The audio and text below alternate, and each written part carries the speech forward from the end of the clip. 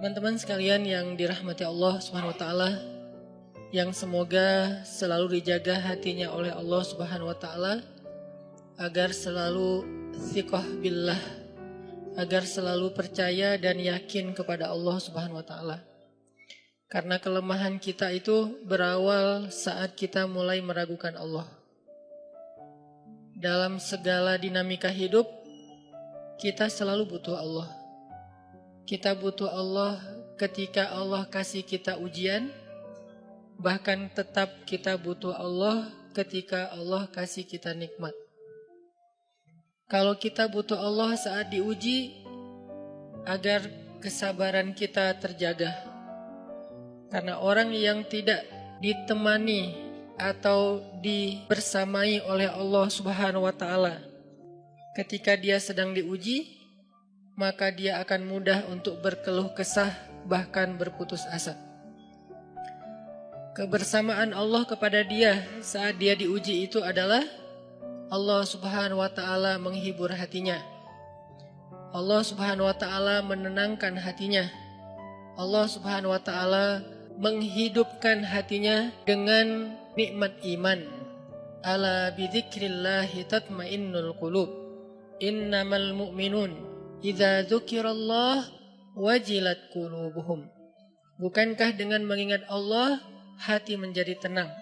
Dan orang yang beriman apabila diingatkan dengan nama Allah, disebut nama Allah, maka hatinya akan bergetar.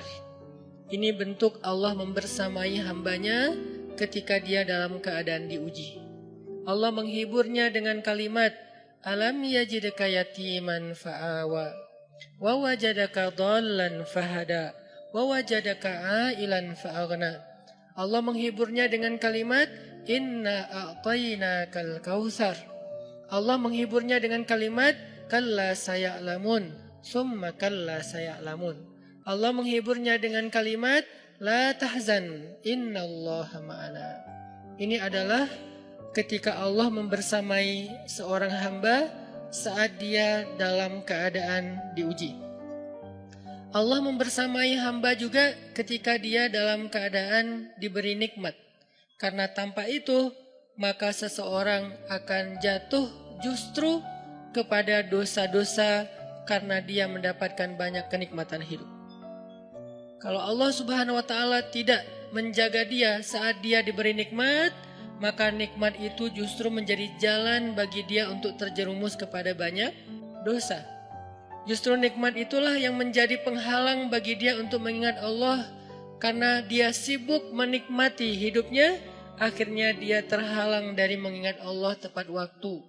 Sibuk menikmati hidupnya, terhalang dari Allah untuk bangun tengah malam.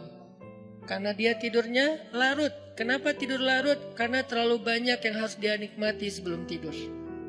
Dia bisa makan-makan, dia bisa jalan-jalan, dia bisa ngopi, dia bisa ketemu teman, dia bisa belanja.